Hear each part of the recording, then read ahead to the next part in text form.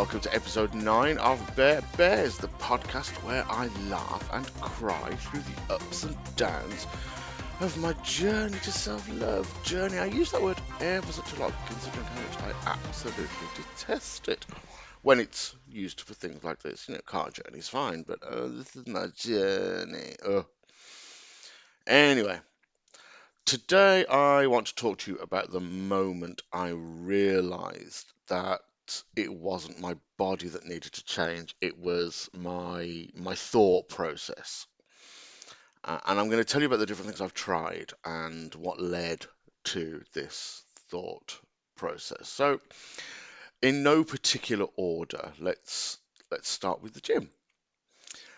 This is the place where I signed up with the naive belief that I would transform into a Greek god simply by touching dumbbells. And the reality was I became more like a cartoon character with each visit.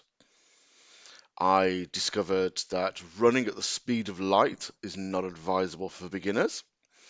There was a time when I literally got stuck in one of the weight machines, and not because of my size, but because whilst trying to do one of the exercises, I released a catch that lowered most of the weight onto my shoulders.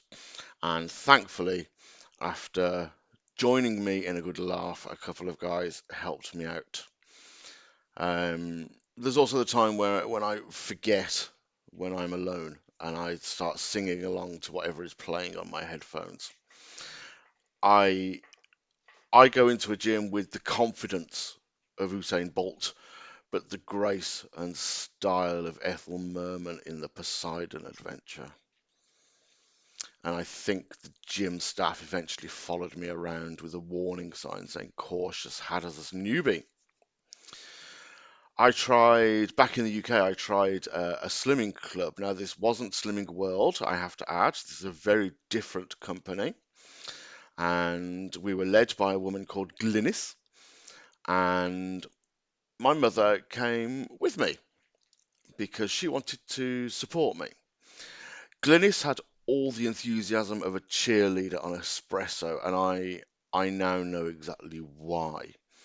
She promised we'd all be slim and fabulous in no time, and for months we religiously followed her plans. Now, bear in mind, my mother, at 5'1" and 7 stone, didn't need to lose an ounce, yet she still came along with me, and Glennie still promised her that she'd be fit and fabulous.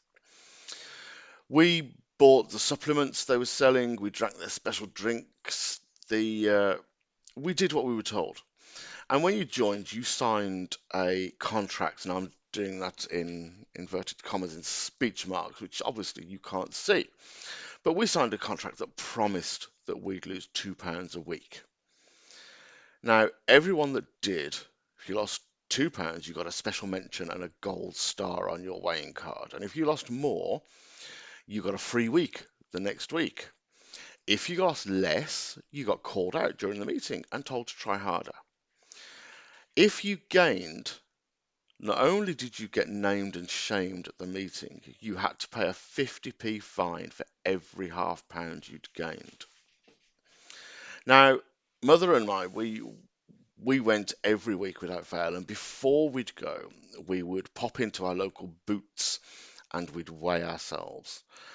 And one week I'd lost £1.5, and I was, I was happy with that. That was good enough for me. I knew Glynis would be pissed because obviously it wasn't the £2.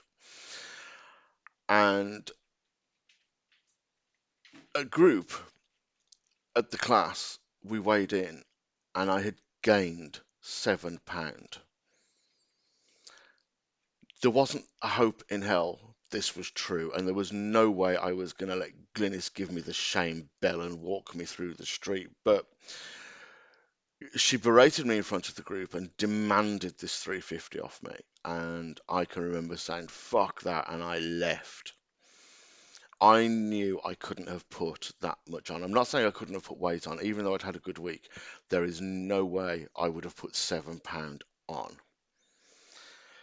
Anyway, It turns out a few months later, Glynis was in our local paper and was fired from the company for adjusting the scales and keeping the fine money. What a bitch. I've tried Weight Watchers and the agony of point counting, where every meal is turned into a maths problem. I spent an hour debating whether I could afford the points for a coffee, even though my coffee was zero because I have it black without sugar. The weekly weigh-ins were fun, mostly because, and yeah, I adored our leader, and I still do. Phil, she is absolutely wonderful, heart of gold, and such a lovely person. Nothing like Glynis, thankfully. I still keep in touch with her, and we meet for a coffee every now and again, and she's just one of the nicest people. Anyway, she was very supportive, and if you put weight on, rather than berate you, she would come up with a plan as to how you could get rid of it the following week, and there'd be no shame bell to ring. On bad weeks at weigh-in, I'd wear my lightest clothes without any boxers or socks because I'd want to have as less weight as possible. I think I even considered shaving all my body hair off at one point. On good weeks, I'd wear jeans and heavy boots because that would mean the following week I could maybe be a little bit nautic and I'd still have a good week. I would stand on the scales and exhale all the heavy air from my lungs because we all know how much air weighs, and I would pray for a miracle. Each week, the weighing's like a roller coaster of numbers, but to be fair to Weight Watchers, if you follow the plan, it works and it works well. I will just say I hate Weight Watchers for what they did to the leaders just before Christmas when they pulled out of Ireland. I will never forgive those in charge of Weight Watchers Ireland for what they did to those lovely people. But Weight Watchers as a program works. I joined Weight Watchers' rival, Slimming World. This was after Weight Watchers had gone. I joined them, Slimming World, and I was all excited and hopeful until they started talking about sins, and they spelled it S-Y-N to make it sound less like we were confessing to our eating crimes. Like, I had a biscuit, I didn't break a mortal sin.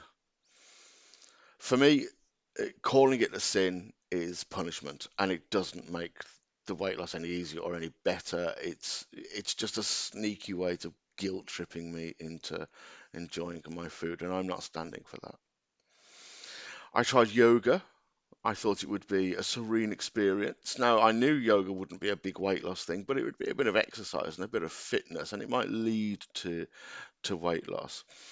But instead of finding inner peace, I found my inner idiot.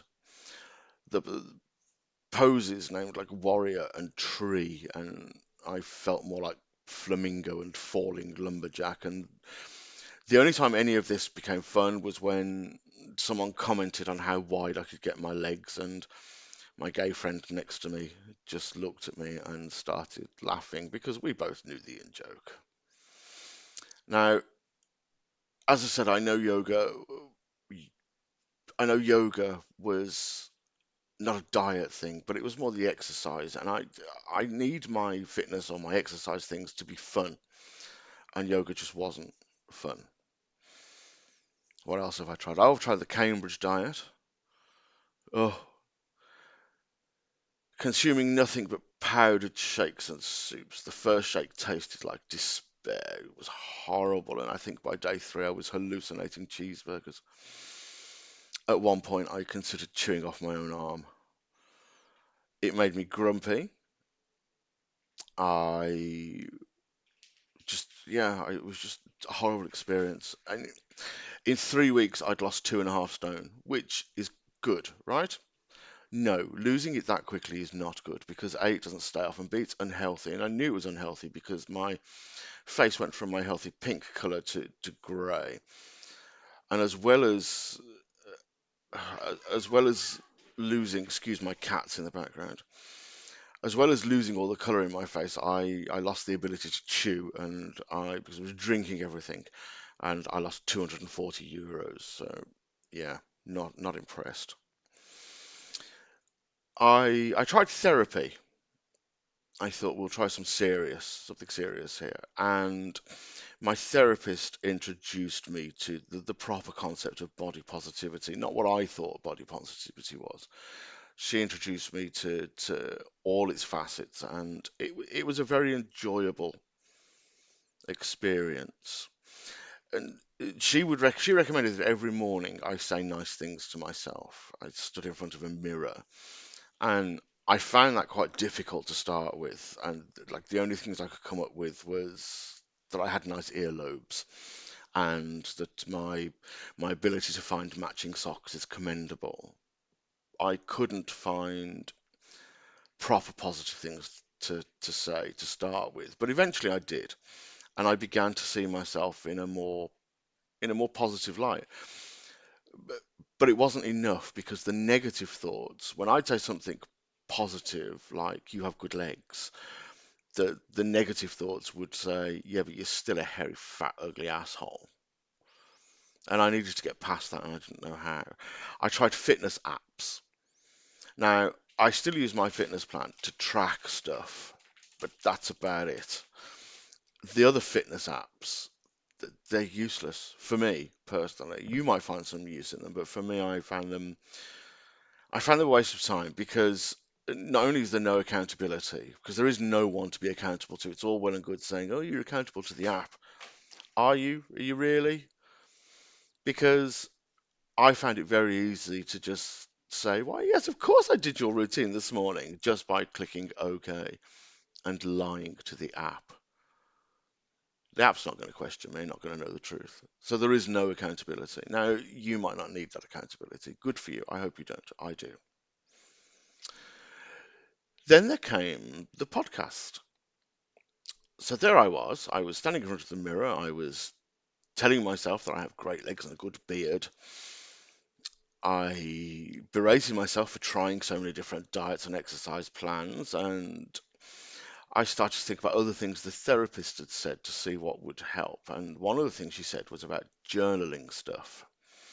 And I already write a journal. I write in it, I'd say every 3 or 4 days, I put something in there. It could be good, it could be bad. It's usually what I've been up to and how I'm feeling. And she said, why don't you write something down and let other people read it? And I was like, no fucking way. I can't do this. So she said, well, why not start a podcast? Why don't you record it? Let people hear what you're willing to share. And here we are. Because clearly the world needed to hear about my epic gym fails and my battles with point counting at Weight Watchers and my run-ins with the con artist queen of Slimming Club. And of course, my disastrous attempts at the Cambridge diet. I figured it can't make anything worse, and it absolutely hasn't. The outpouring of support has been incredible. Emails, messages, and comments from people telling me that I've helped them, telling me that this podcast has helped them, and them giving me tips and advice.